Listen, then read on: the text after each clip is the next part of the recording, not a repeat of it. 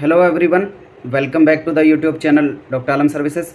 I am Mohammad Uwais Alam, final year MBBS student at government medical college Fatehpur.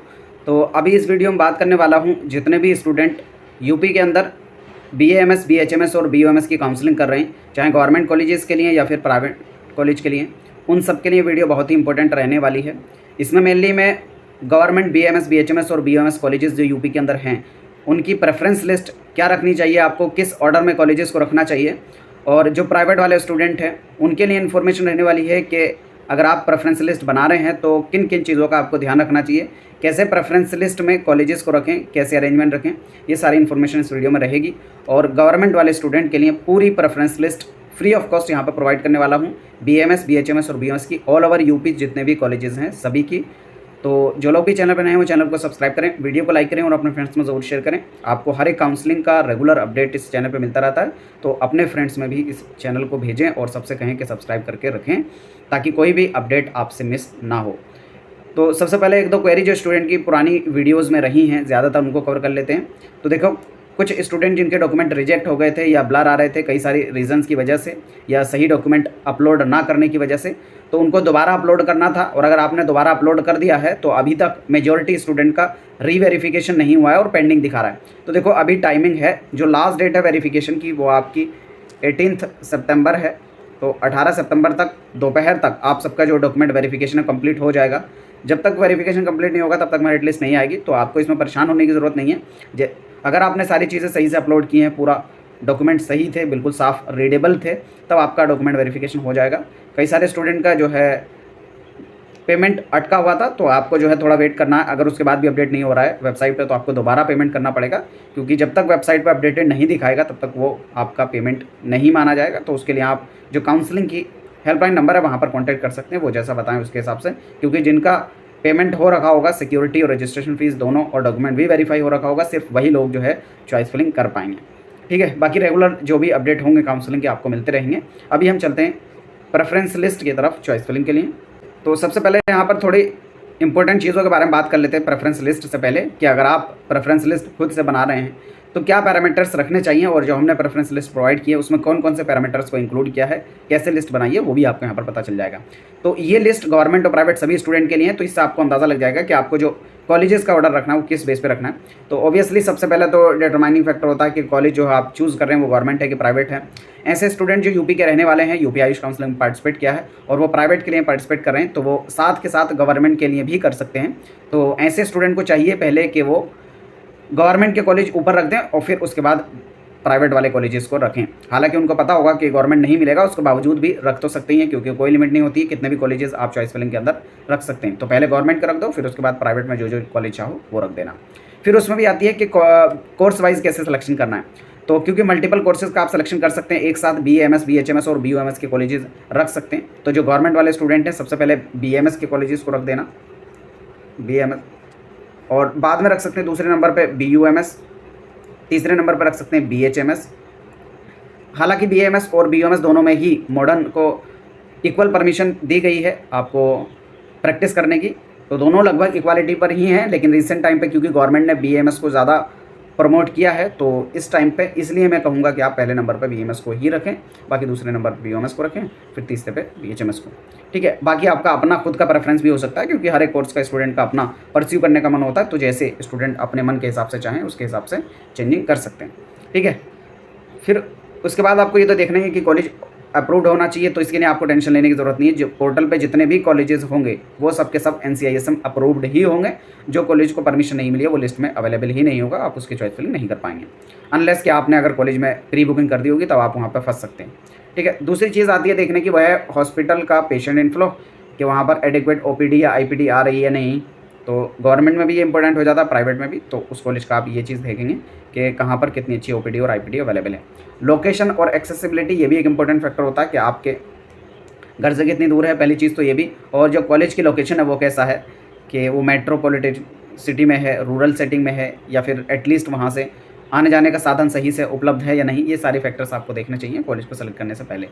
उसके बाद faculty और academics, ये भी एक इंपॉर्टेंट पैरामीटर होता है कि आपके कॉलेज को सिलेक्शन का, गवर्नमेंट में भी प्राइवेट में भी, कि वहाँ पर जो फैकल्टी वो कंप्लीट होनी चाहिए और ओवरऑल एकेडमिक्स कॉलेज का अच्छा होना चाहिए। कॉलेज रिकॉग्निशन एंड एफिलिएशन, तो इसकी आपको टेंशन नहीं लेनी है, जो भी रिकॉग्नाइज्ड होंगे कॉलेज सिर्फ वही काउंसलिंग के अंदर पार्टिसिपेट करेंगे। फिर इंफ्रास्ट्रक्चर और फैसिलिटी, ये भी एक इंपॉर्टेंट पैरामीटर होता है। कॉलेज के अंदर लाइब्रेरी पूरी है कि नहीं, लैब्स अवेलेबल हैं कि नहीं, हर्बल गार्डन है कि नहीं, हॉस्पिटल कैसा चलता है वहाँ का, हॉस्टल में अवेलेबिलिटी है या नहीं, मैथ्स कैसी रहती है, सारे पैरामीटर्स आपको देखने चाहिए, जिसके लिए आप जो भी रेस्पेक्टिव कॉलेज है, कॉलेज को कांटेक्ट करके ही आपको ये सारी इन्फॉर्मेशन मिल पाएगी। स्पेशली मैं कहूँगा जितने भी स्टूडेंट प्राइवेट की काउंसलिंग कर रहे हैं, तो वो हर एक कॉलेज को, किसी के भी कहने पर किसी भी कॉलेज को चूज़ ना करें, खुद से जाएँ, कॉलेज में विजिट करें, सारी चीज़ों को चेक करें, वहाँ के पुराने स्टूडेंट से बात करें और फिर उसके बाद ही एडमिशन लें। यूपी के प्राइवेट कॉलेजेस का, मेजॉरिटी प्राइवेट कॉलेजेस का बहुत बुरा हाल है, इसलिए कह रहा हूँ कि आप हर एक कॉलेज में पहले जाएँ, देखें, वहाँ के पुराने स्टूडेंट से बात करें, वहाँ पे क्या क्या चीज़ें हैं खुद से देखें, वहाँ पेशेंट हैं भी कि नहीं। बहुत सारे कॉलेजेस सिर्फ ऑन पेपर ही चल रहे हैं, एग्जैक्ट अगर आप कॉलेज में पहुँचेंगे तो हॉस्पिटल के नाम पे सिर्फ आपको बिल्डिंग मिलेगी, उसके अंदर कुछ भी नहीं होगा। तो इसलिए प्राइवेट वाले तो बिल्कुल सतर्क रहना, क्योंकि इतना ज़्यादा पैसा आप लोग खर्च कर रहे हैं और उसके बावजूद लास्ट में अगर आपको सिर्फ यही चीज़ें देखनी पड़ेंगी तो बहुत दुखद चीज़ होगी आपके लिए। तो इसलिए ज़रूरी है कि आप खुद से अलर्ट रहें, हर कॉलेज को जाकर पहले देख लें, उसके बाद ही एडमिशन लें। कट ऑफ ट्रेंड आप देख लें कि प्राइवेट पहले से उन कॉलेजेस की क्या डिमांड रही है, क्या कट ऑफ रही है। ऑब्वियसली गवर्नमेंट में तो रैंकिंग के बेस पर ही होता है, क्योंकि जो टॉप के कॉलेजेस हैं उनकी कट ऑफ हाई रहती है और जो लोअर हैं उनकी कम रहती है। प्राइवेट वालों में स्पेशली आपको खुद से जाकर कॉलेज में विजिट करना पड़ेगा। और प्राइवेट वालों के लिए एक इंपॉर्टेंट चीज़ कि उनको फीस और जो हिडन चार्जेस कॉलेजेस के हैं उनके बारे में देखना होगा। यूपी के मेजॉरिटी कॉलेजेस ऐसे हैं कि आपको वहाँ पर हिडन चार्जेस देने होंगे, चाहे सिक्योरिटी की फॉर्म में, डेवलपमेंट की फॉर्म में।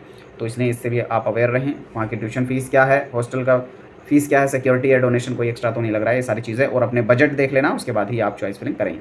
और कॉलेजेस के अंदर पीजी अवेलेबल है कि नहीं, क्योंकि इससे भी आपके पास जो अपॉर्चुनिटीज़ हैं वो बढ़ जाती हैं अगर किसी भी कॉलेज में पोस्ट ग्रेजुएशन चल रहा है तो, क्योंकि वहाँ पर ऑब्वियसली हॉस्पिटल अच्छा होगा और क्लिनिकल सेटअप वहाँ पर अच्छा होगा अगर पोस्ट ग्रेजुएशन चल रहा है तो। ये पैरामीटर्स हैं जिनको आप रख सकते हैं अपने ध्यान में और जिसके बेस पर अपनी लिस्ट बनाएंगे।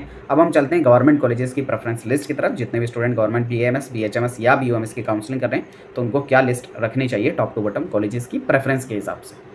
ऑलराइट, तो अब सबसे पहले बीएमएस गवर्नमेंट कॉलेजेस की प्रेफरेंस लिस्ट की बात कर रहे हैं कि किस ऑर्डर में आपको कॉलेजेस का रखना चाहिए।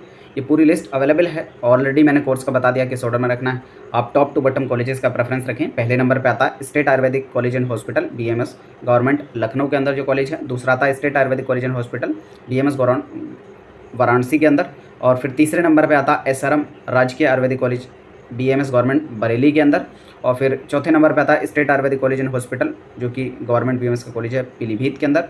और फिर आप पाँचवें नंबर पे जो कॉलेज रख सकते हैं ऑल ओवर यूपी में वो है लाल बहादुर शास्त्री राजकीय आयुर्वेदिक कॉलेज प्रयागराज के अंदर।